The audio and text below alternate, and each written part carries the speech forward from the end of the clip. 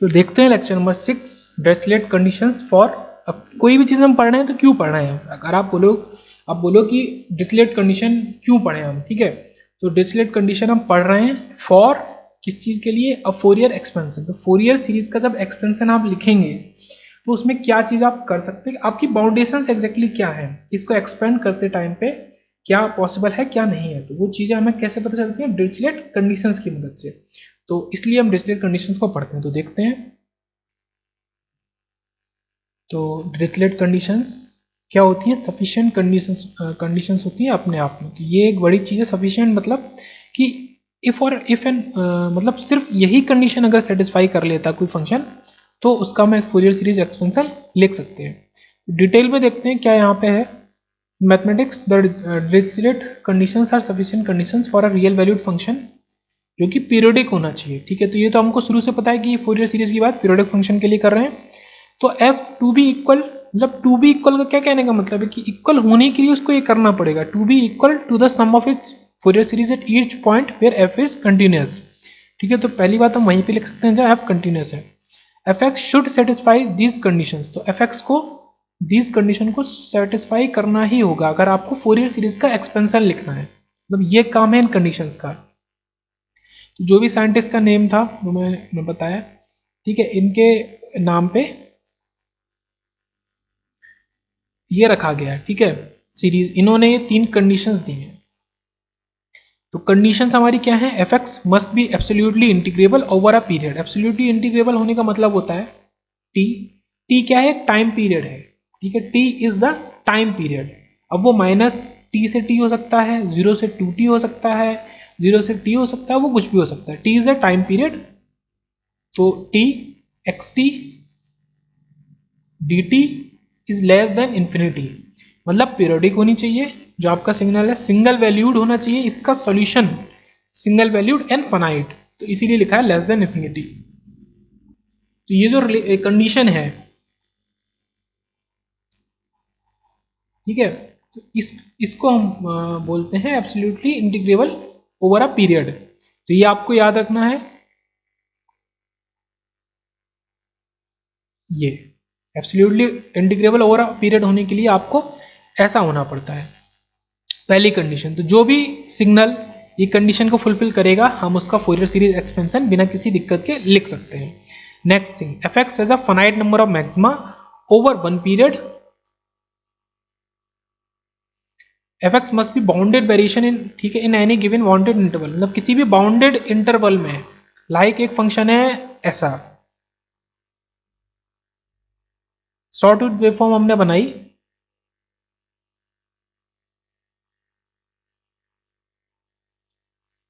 तो ये कहना चाह रहे हैं अगर आप यहां से लें या आपने कोई भी इंटरवल ले लिया, आप छोटा बड़ा कुछ भी दे सकते हैं। यहाँ पे आपको 2 टाइम पीरियड पूरे हो जा रहे हैं, 1 एंड 2, 2 फंडामेंटल टाइम पीरियड आपके पूरे हो जा रहे हैं। तो अगर आपने यहाँ लिया, ये 2t मान लो, ये t है, ठीक है, आप t में देखो या 2t में देखो, तो आपके जो मैक्सिमा मिनिमा है, मैक्सिमा क्या होता है, ये maximum peak and minimum peak, ये आपके मैक्सिमम मिनिमा है। तो इनका नंबर भी फाइनाइट होना चाहिए और इनकी वैल्यू भी फाइनाइट होनी चाहिए, ठीक है, यहाँ पे लिखा नहीं है। तो आपका जो मैक्सिमम मिनिमा है इनकी वैल्यू फाइनाइट है, ठीक है। सपोज ये आपका पीक है 3 -3 एंड ये 3, तो 3 is a finite value. And कितने पीक्स, अगर जीरो, अगर आप इतने में देखते हैं पूरे, तो 1 2 आपके पीक हैं, मैक्सिमा है, और 2 आपके क्रेस्ट या फिर मिनिमा है, 2 आपके मैक्सिमा है, ठीक है। तो सेकंड प्रॉपर्टी मैंने डिटेल में समझाई, क्या कहना चाहता है ये, fx has a finite number of maxima minima over a period and the values of these maxima minima should also be finite. Second property. Third क्या कह रहा है, fx must have a finite number of discontinuities in any given bounded interval. आपका function है ये square function है आपका, ये स्क्वायर सही से नहीं बने वो आप मैनेज कर लेंगे, कोई दिक्कत नहीं है, ठीक है। स्क्वायर फंक्शन है fx, सम स्क्वायर फंक्शन है। अब उस स्क्वायर फंक्शन के अंदर डिसकंटिन्यूटीज कहाँ आती हैं, ठीक है। तो असल में जो ये फंक्शन होता है वो फंक्शन कुछ ऐसा होता है,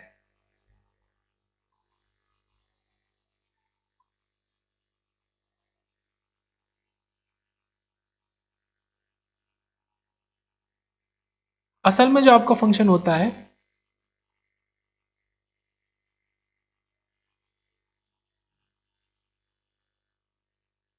वो ऐसा होता है, मतलब ये कनेक्टेड नहीं होते, वो हम उसको दिखाने के लिए लिख देते हैं। मतलब आपका मान लो ये 1 है, तो 0 से 1 तक आपकी वैल्यू इतनी, जहाँ पे इंस्टेंटली चेंज करती है वैल्यू वो होता है आपका पॉइंट ऑफ डिसकंटिन्यूटी। तो ये भी आपको समझ में आया कि -1 है, -1 पे 0 से -1 के जस्ट बाद, मतलब ये आपका -1 नेगेटिव है, ये आपका -1 पॉजिटिव है, -1 के इधर, या अपोजिट मान लो, मैं अगर इधर से देख रहा हूं आप उधर से देखो, तो उस हिसाब से हम इसको लिख सकते हैं।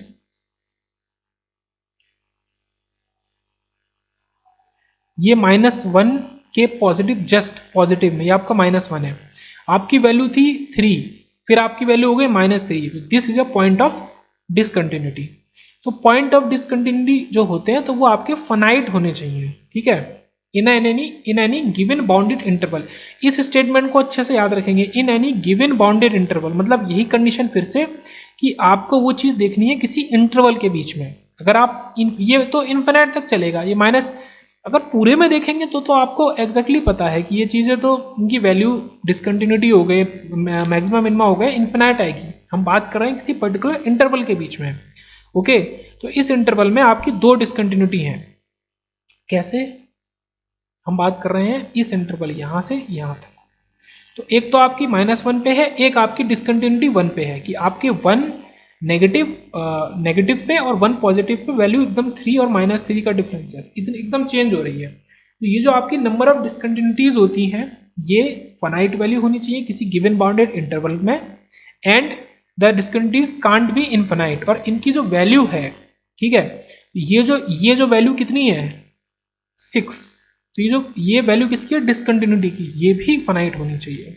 तो maximum minima, number of maximum minima किसी भी गिवन पीरियड ऑफ इंटरवल में फाइनाइट होने चाहिए और उनकी वैल्यूज भी फाइनाइट। सेम फॉर डिसकंटिन्यूटी, किसी भी गिवन बाउंडेड इंटरवल में डिसकंटिन्यूटीज फाइनाइट होनी चाहिए एंड उनकी वैल्यूज भी फाइनाइट होनी चाहिए। तो बहुत ईजी है डिरिचलेट कंडीशन, अगर ये सारी कंडीशन फुलफिल करता है, इसीलिए इनको हमने सफिशिएंट कंडीशन बोला है। अगर ये सारी कंडीशन फुलफिल करता है तो आप उसका बिना किसी दिक्कत के फोरियर सीरीज एक्सपेंशन लिख लो। पहली कंडीशन आपकी क्या है, एब्सोल्युटली इंटीग्रेबल। एब्सोल्युटली इंटीग्रेबल होने का मतलब periodic, single valued and finite. इसकी वैल्यू आपकी सिंगल वैल्यूड आनी चाहिए और फाइनाइट आनी चाहिए, इसीलिए मैंने लेस देन इन्फिनिटी लिखा है, ठीक है। तो आपका फोरियर सीरीज यहाँ पे खत्म होता है। Fourier series, exponential Fourier series अगर आपको देखना है तो वो तो सिर्फ इलेक्ट्रॉनिक्स एंड इंस्ट्रूमेंटेशन के लिए, सिग्नल सिस्टम जो आपका सब्जेक्ट है उसमें है, बाकी ब्रांचेस के लिए नहीं है। बाकी ब्रांचेस के लिए ओनली इतना ही है, साइन कॉस के टर्म वाली ट्रिग्नोमेट्रिक फोरियर सीरीज, ठीक है। आप cosine representation of Fourier series भी कर सकते हैं, वो अलग चीज़ है, वो सब सिग्नल सिस्टम है। तो बेसिक्स आपको जितना पढ़ना था कवर हो गया है, एंड कुछ क्वेश्चंस वाले अगर वीडियो में बनाऊंगा आपको नीड होगी तो मैं बना दूंगा फोरियर सीरीज के ऊपर। फोरियर सीरीज आपका एंड होता है।